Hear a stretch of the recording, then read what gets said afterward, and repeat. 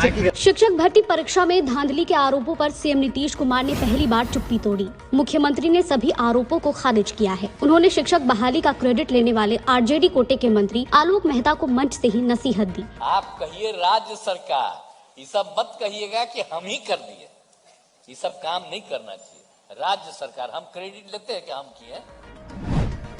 मंत्री तेज प्रताप यादव और ऐश्वर्या राय के बीच चल रहे तलाक मामले की आज पटना फैमिली कोर्ट में सुनवाई हुई। तेज प्रताप की तरफ से ऐश्वर्या के वकील को आवास की चाबी सौंपी गई। वकील ने कहा ऐश्वर्या यहाँ रहना चाहती है या नहीं, इसकी सहमति जरूरी है। अगली सुनवाई 30 नवंबर को होगी। पूर्व सांसद शहाबुद्दीन के बेटे ओसामा की मोतिहारी कोर्ट में पेशी हुई। इस दौरान उसने हथकड़ी पहनने से इनकार कर दिया। बहन के ससुराल में मारपीट और फायरिंग के मामले में उसके ऊपर ये केस दर्ज किया गया है। सुनवाई के बाद ओसामा को सिवान भेज दिया गया।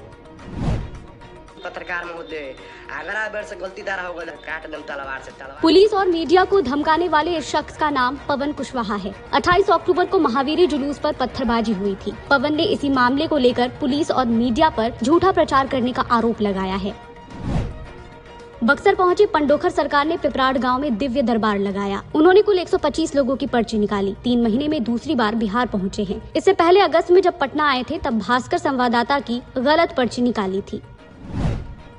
बीपीएससी ऑफिस के बाहर विरोध प्रदर्शन कर रहे ये सहायक अभियंता भर्ती परीक्षा के अभ्यर्थी हैं। रिजल्ट में देर होने पर इनका गुस्सा फूट पड़ा। डॉक्यूमेंट वेरिफिकेशन के बाद भी परीक्षा परिणाम जारी नहीं किया गया है। सिवान में एमएससी की एक छात्रा ने 60 लाख रुपए के लिए खुद के अपहरण की साजिश रच डाली। पिता को धमकी भरा मैसेज भेजकर फिरौती मांगी। पुलिस ने मोबाइल लोकेशन ट्रेस करके 16 घंटे में खुलासा कर दिया। लड़की उसी कमरे से बरामद हुई जिसे 15 दिन पहले खुद ही उसने किराए पर लिया था। पटना सिपाही हत्याकांड में पुलिस के रडार पर एक एसएसबी का जवान है। कांस्टेबल शोभा का इसी जवान के साथ अफेयर चल रहा था। आरोपी पति ने पुलिस को दिए बयान में इसका खुलासा किया है। बांका में होटल मैनेजमेंट के एक छात्र की गोली मारकर हत्या कर दी गई। बदमाश उसके साथ बाइक पर सवार लड़की को उठा ले गए। पुलिस प्रेम प्रसंग का मामला बता रही है। मृतक की पहचान जगतपुर निवासी सुमन चौधरी के रूप में की गई है। पटना, छपरा और भोजपुर में खनन माफिया पुलिस के सामने बालू लोड करते नजर आए। पथलौटिया घाट का एक वीडियो सामने आया है जिसमें नजर आ रहा है कि माफिया कैसे पुलिस के सामने ही नाव पर रेत लेकर फरार हो गए।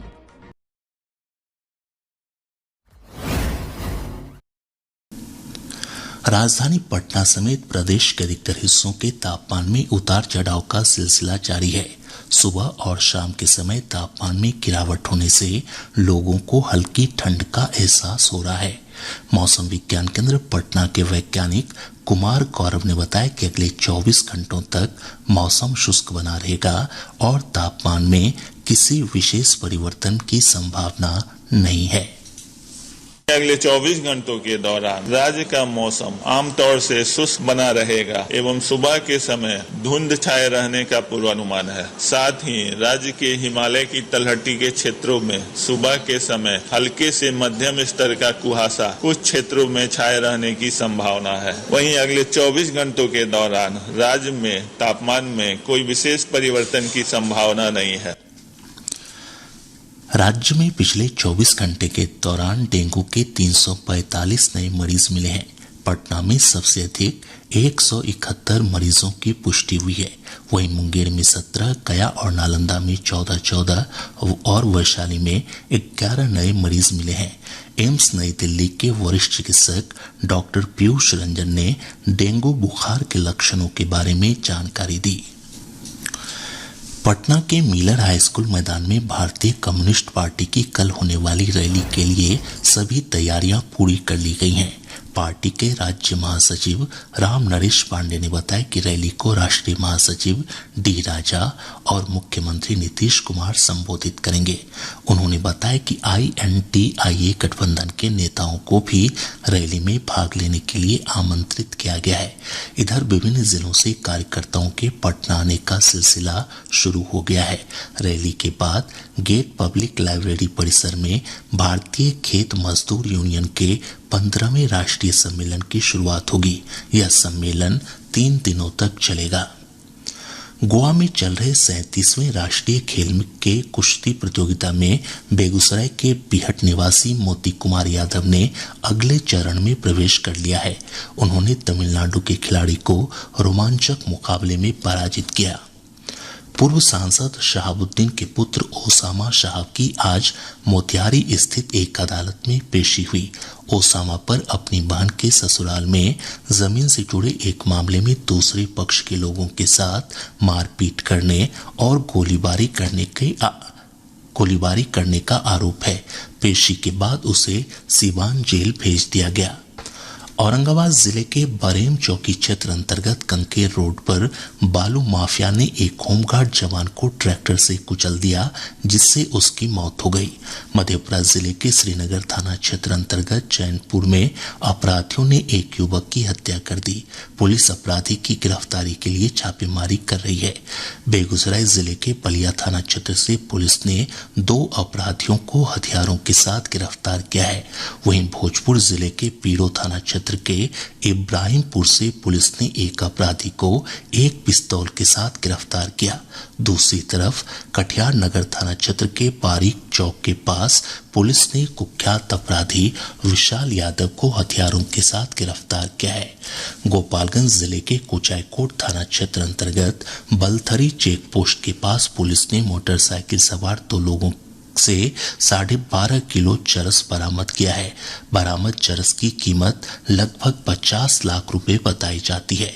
कैमूर जिले के जीटी रोड पर स्थित समेकित चेक पोस्ट के पास उत्पाद विभाग की टीम ने एक ट्रक से लगभग 8000 लीटर शराब बरामद की है।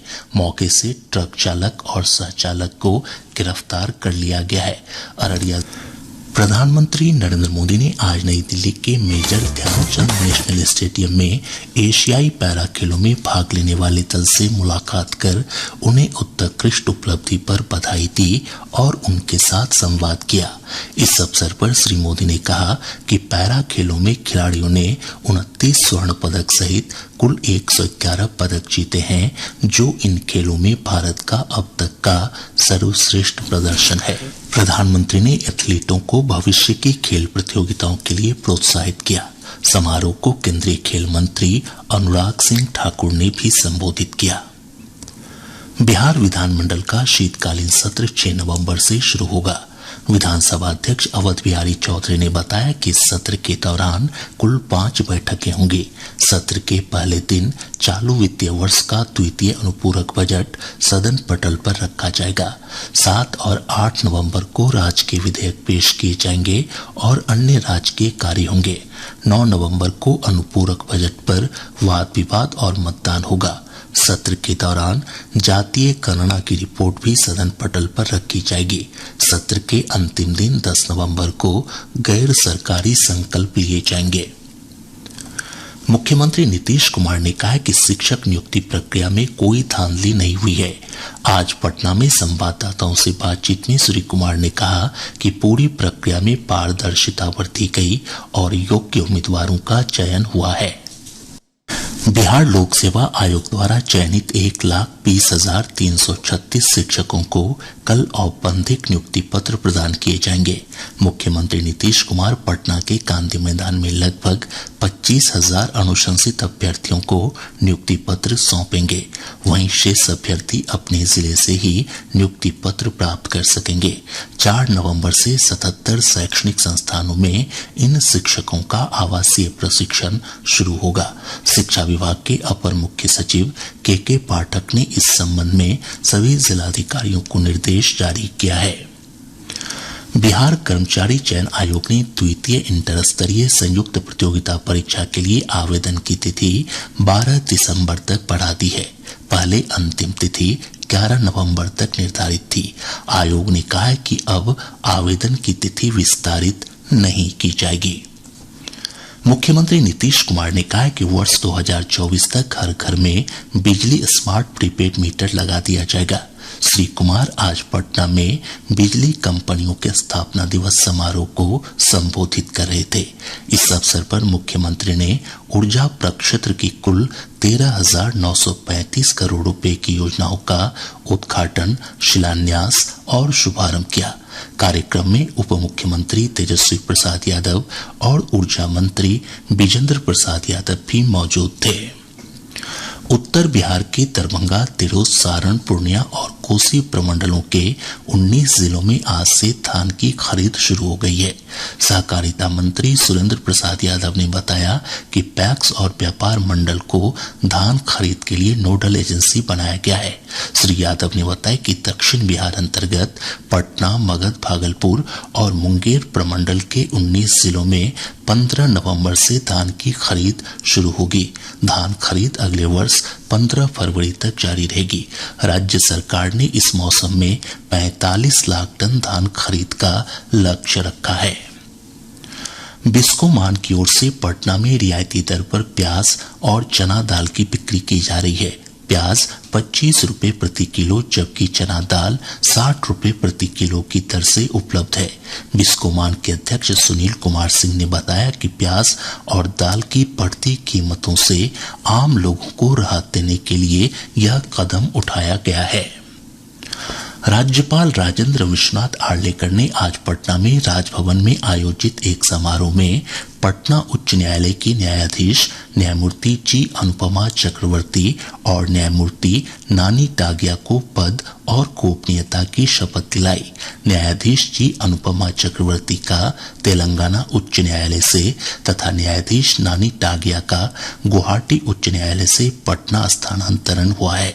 इस अवसर पर विधानसभा अध्यक्ष अवध बिहारी चौधरी, नेता प्रतिपक्ष विजय कुमार सिन्हा, पटना उच्च न्यायालय के मुख्य न्यायाधीश के विनोद चंद्रन, पटना उच्च न्यायालय के अन्य न्यायाधीश और महाधिवक्ता समेत कई गणमान्य लोग उपस्थित थे। समस्तीपुर जिले के पूसा स्थित डॉक्टर राजेंद्र प्रसाद केंद्रीय कृषि विश्वविद्यालय के कुलाधिपति के पद पर डॉक्टर PL गौतम की नियुक्ति की गई है। राष्ट्रपति भवन ने इस संबंध में अधिसूचना जारी कर दी है। डॉक्टर गौतम 27 अक्टूबर 2028 तक विश्वविद्यालय के कुलाधिपति रहेंगे।